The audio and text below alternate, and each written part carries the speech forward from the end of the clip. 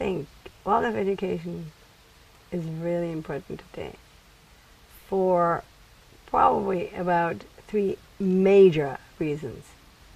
And one is that we have lost a complete practical and hands-on education.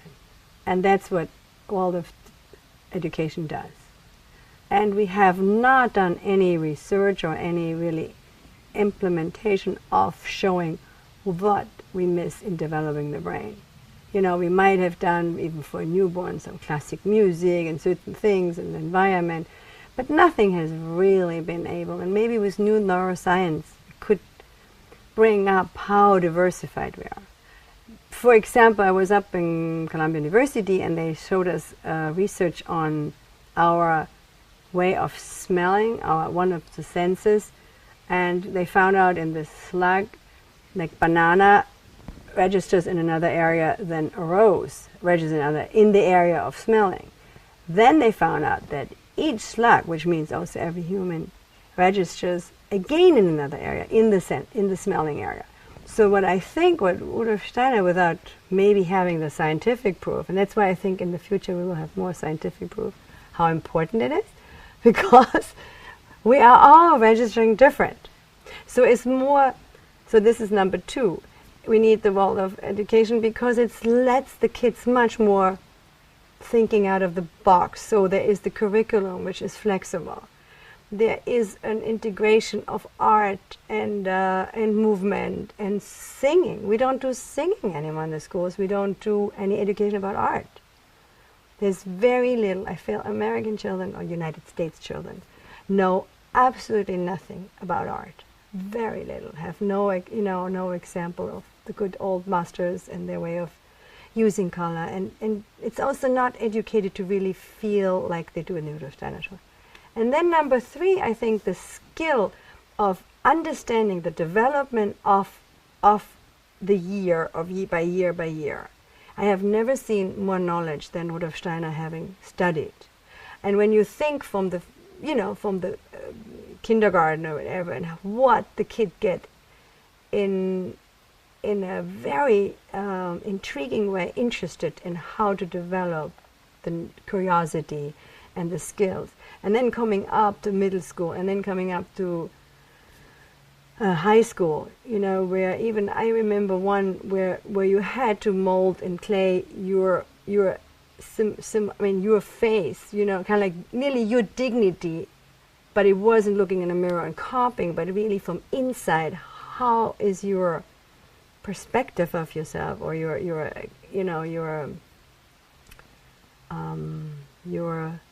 knowledge of yourself, and then you mold a face. And so there is hundreds of things I could probably mention why this education is remarkable, and it would be wonderful if it even would be more integrated in public education.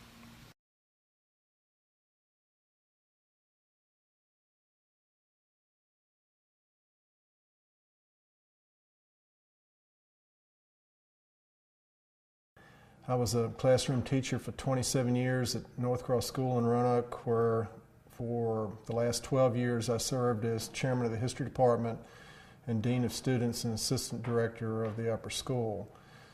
I have also taught overseas, worked at the International School of Panama for a year, and for the last 2.5 years I have been a PhD student at the Curry School of Education at the University of Virginia. I have a master's degree in history and also a master's degree in educational instruction. My work in my PhD program is in educational leadership and educational foundations. Yes, I was here as an observer, and then I did a lot of reading on the history of the Waldorf movement.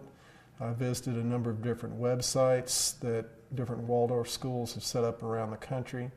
And then I observed here 6 times and interviewed Melanie a number of times, and then 2 classroom teachers after I'd observed their work. So I was impressed with the emphasis on sort of experiential learning, where kids learn through doing things. To use educational jargon, there was a lot of emphasis on constructivist learning. and group learning, as opposed to the solitary sort of sit, write things down, have a test tomorrow, spit it back out, and then move on to the next assignment. Students were studying the Massachusetts Bay Colony, the Mayflower Colony, the Pilgrims. The teacher had given them the assignment of writing their own Mayflower Compact, which of course was a historical document, one of the earliest examples of the development of democratic government in the United States, or what became the United States. And what was really interesting about that was the kids, rather than being told to just go read the Puritans' Mayflower Compact, they had been given the assignment that they were going to have to come up with a set of rules for themselves if they were living sort of in the wilderness the way the Pilgrims were. And they had to wrestle with the issues of how would they share, what would they need, what sort of rules do they need to govern their interactions with one another. And it was a very good example of sort of a social contract theory of government, where they had to come up with a set of rules to govern their interactions with one another. And they had to deal with very difficult issues, like what were they going to do to one another if certain members of their group did not abide by the rules. So it really forced the kids to sort of transport themselves back in time, and it lent a sense of realism to the assignment, where they could I think better understand the problems that these historical people had to deal with. It made it less ancient for them and more living and real. I would send my kids to a Waldorf school because of the ways I feel like it helped me.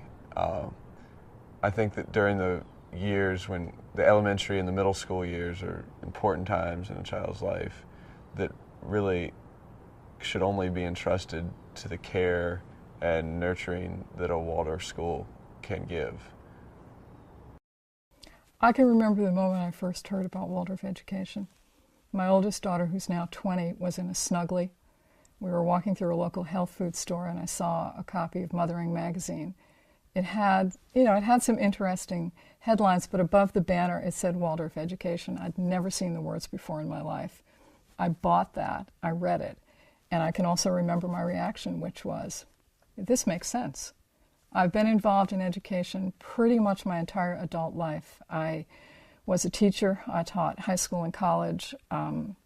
I wrote some books on educational institutions, histories of educational institutions. I worked at City University in the Office of the Vice Chancellor for Academic Affairs. There's lots of long titles at City University. I was his research assistant. So it's been a fascination of mine for a long time, and it just clicked. I read it and I thought, this is extraordinarily sensible. It's integrated. I love the way the curriculum was integrated. I love the way the curriculum respected childhood, didn't rush children. We're such a rush society. It was just fabulous for me. And so when my oldest daughter, was old enough to go to school, I called up and have been involved with the school pretty much ever since. But it was a moment for me of recognizing that there was something out there that was incredibly well thought out, and I appreciated that, because I know from having been involved in education how much public education, which I do not denigrate. I think there are wonderful people in public education, but it tends to be fad-driven.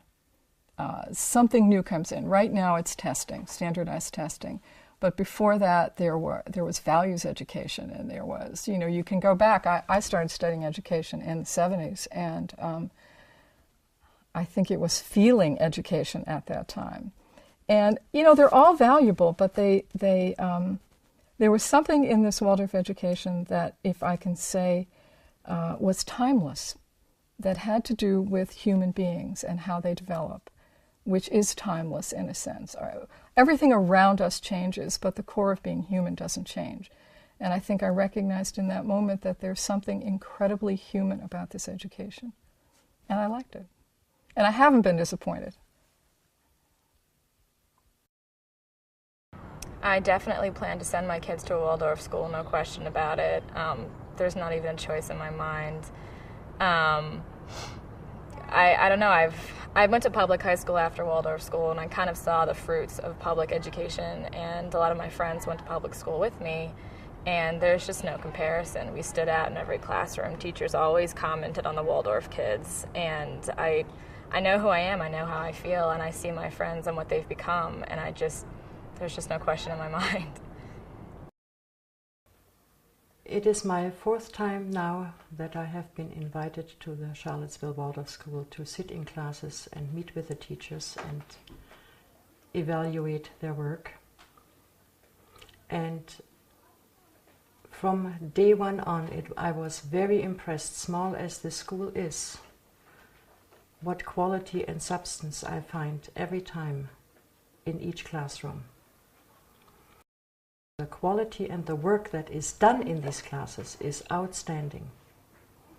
And the teachers really are working with what is given to them through Waldorf education, make it their own, have made it their own, strive for yet improvements, and which we all can do at any time of our biographies.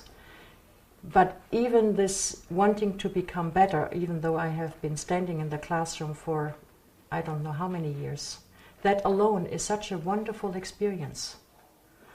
And I am really very, very impressed. And I just hope that more parents and children will find their way to this place.